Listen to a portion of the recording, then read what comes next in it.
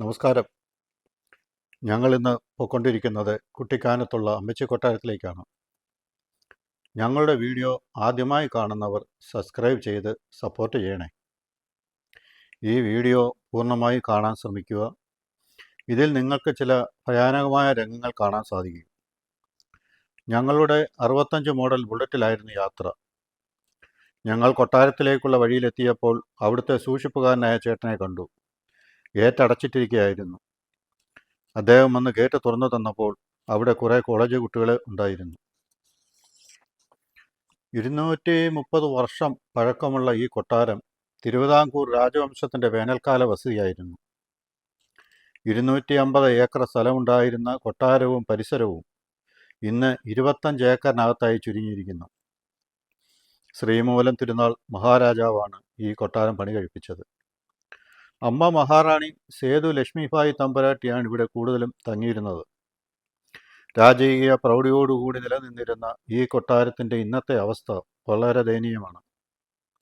തിരുവിതാംകൂർ രാജവംശം കൊട്ടാരവും സ്ഥലവും ചങ്ങനാശ്ശേരിക്കാരനായ ഒരു സ്വാമിയാർക്ക് വിറ്റതായി പറയപ്പെടുന്നു. അദ്ദേഹം പിന്നീട് മറ്റാർക്കോ വിറ്റു. അങ്ങനെ ഇന്നിപ്പോൾ എറണാകുളത്തുള്ള സ്വകാര്യ വ്യക്തിയുടെ കയ്യിലാണെന്നും പറയപ്പെടുന്നു. രാജസഭയും മഹാറാണിയുടെ കിടപ്പറയും തോഴിമാരുടെ മുറികളും അവരുടെ വിശ്രമമുറിയും ഡൈനിങ് ഹാളും അവർക്ക് സൗഹൃദം പങ്കുവെക്കാനുള്ള പ്രത്യേക മുറികളും കൂടാതെ ഒരുപാട് സ്ഥലങ്ങൾ ഇതിലുണ്ട്. ഇന്ന് പലതും ജീർണിച്ച് നശിച്ചതുകൊണ്ട് അടച്ചിട്ടിരിക്കുകയാണ്. വലിയൊരു നടുമുറ്റം നമുക്കിവിടെ കാണാം. ഇവിടെ നിന്നും താഴേക്ക് ഇറങ്ങുന്ന പടികൾ ചെന്ന് നിൽക്കുന്നത് ഒരു ഗുഹയുടെ തുടക്കത്തിലാണ്. ഇവിടെ നിന്ന് പീരുമേട് ശ്രീകൃഷ്ണസ്വാമി ക്ഷേത്രത്തിലേക്കാണ് ഈ ഗുഹ ചെന്നെത്തുന്നത്. ക്ഷേത്രത്തിനടുത്തുള്ള സ്കൂൾ പരിസരത്ത് ഗുഹ കണ്ടെത്തുകയുണ്ടായി. ഇപ്പോൾ ഗുഹയുടെ 2 വശവും പൂർണ്ണമായും അടച്ചിരിക്കുകയാണ്. ഒരുപാട് സിനിമകളുടെ ഷൂട്ടിംഗ് ഇവിടെ നടക്കുന്നുണ്ട്. സിനിമാ ഷൂട്ടിങ്ങുകാരുടെ ഭാഗ്യ ലൊക്കേഷനായിട്ടാണ് ഇവിടം അറിയപ്പെടുന്നത്. ലൂസിഫറിൻ്റെ ഒരുപാട് രംഗങ്ങൾ ഇവിടെ ചിത്രീകരിച്ചതാണ്. ഇന്നത്തെ കൊട്ടാരത്തിൻ്റെ അവസ്ഥയാണ് ഈ കാണുന്നത്. വിദേശ രാജ്യങ്ങളിൽ കൊണ്ടുവന്ന ആസ്പെറ്റോ ഷീറ്റാണ് ഇതിൽ വിരിച്ചിരിക്കുന്നത്. ഫ്രഞ്ച് മോഡലിലുള്ള കതകുകളും ജനലുകളുമെല്ലാം നമുക്കിവിടെ കാണാം. ഈ കയറി വരുന്ന അദ്ദേഹമാണ് ഇന്നത്തെ ഇവിടുത്തെ സൂക്ഷിപ്പുകാരൻ. 60 വർഷത്തിന് മുമ്പ് തിരുവനന്തപുരം രാജകൊട്ടാരത്തിൽ നിന്നും അദ്ദേഹത്തെ സൂക്ഷിപ്പുകാരനായിട്ട് ഏൽപ്പിച്ചതാണ്. അദ്ദേഹം തന്നെയാണ് ഇന്നും ഈ കൊട്ടാരം പല കൈമറിഞ്ഞു പോയിട്ടും ഇന്നും അദ്ദേഹം തന്നെയാണ് ഇവിടുത്തെ സൂക്ഷിപ്പുകാരൻ. അദ്ദേഹത്തിൻ്റെ കുടുംബം ഇവിടെയല്ല, പാമ്പനാറാണ്. നേരത്തെ കുടുംബവും മകനും മകളും ഇവിടെ ഉണ്ടായിരുന്നു. അപ്പം ഇപ്പോൾ ഇദ്ദേഹം മാത്രമേ ഇവിടെ ഉള്ളൂ. അതിനെപ്പറ്റി ഞാൻ ചോദിച്ചപ്പോൾ അദ്ദേഹം എനിക്ക് അങ്ങനെ ഒരു മറുപടിയാണ് തന്നത്. അദ്ദേഹത്തിൻ്റെ ഘനഗംഭീരമായ ശബ്ദവും ഭാവവും രൂപവും ഒക്കെ നമ്മളെ ഒരു ഹൊറർ മൂവിയിലെ ഒരു കഥാപാത്രത്തെ അനുസ്മരിപ്പിക്കുന്നതാണ്.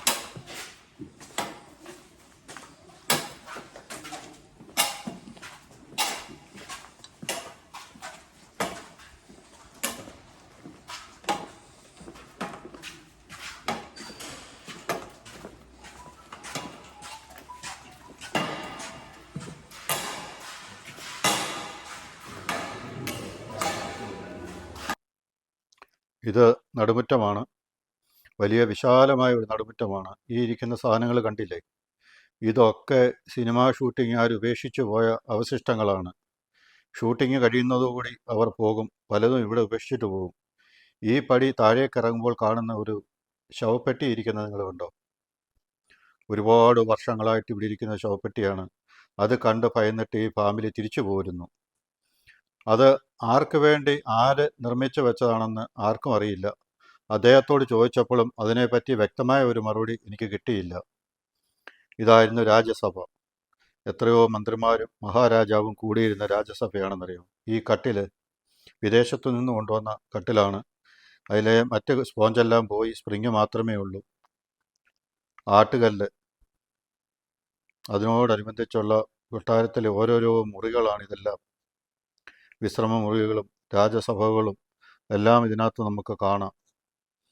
അമ്മ മഹാറാണിയുടെ കിടപ്പറയും തോഴിമാരുടെ മുറികളും ഇന്ന് ഇതെല്ലാം വളരെ ജീർണിച്ച് നശിച്ചു പോയിരിക്കുന്നു. ഇത് ചിമ്മിനിയാണ്. വളരെ തണുപ്പ് കൂടിയിരുന്ന സമയത്ത് വിറകിട്ട് കത്തിച്ച് ഒരു മുറിക്കുള്ളിൽ തണുപ്പ് അകറ്റാൻ വേണ്ടി വെച്ചിരുന്ന ചിമ്മിനിയാണ്. ഇതൊക്കെ ഇന്നും നമുക്ക് ഊട്ടിയിലോ കൊടൈക്കനാലിലൊക്കെ പോയി കഴിഞ്ഞാൽ വലിയ ഹോട്ടലിലൊക്കെ നമുക്ക് കാണാൻ സാധിക്കും.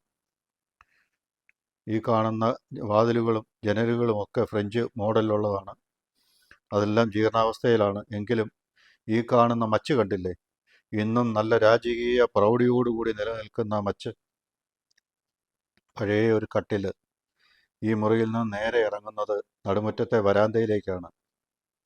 വരാന്തയിലെല്ലാം ഇതുപോലെ ഓരോരോ സാധനങ്ങൾ, സിനിമാക്കാർ ഉപേക്ഷിച്ചു പോയ ഓരോരോ സാധനങ്ങൾ കാണാം. വീടെല്ലാം, കൊട്ടാരത്തിൻ്റെ മൊത്തം മേൽക്കൂര മൊത്തത്തിൽ നല്ല സുന്ദരമായ തേക്കും തടിയിൽ പാനൽ ചെയ്തിരിക്കുകയായിരുന്നു. ഈ കാണുന്ന തൂണുകളെല്ലാം തടിയാണ്. നടുമുറ്റം അങ്ങേയറ്റം ജീർണിച്ച് കാട് കയറി കിടക്കുകയാണ്.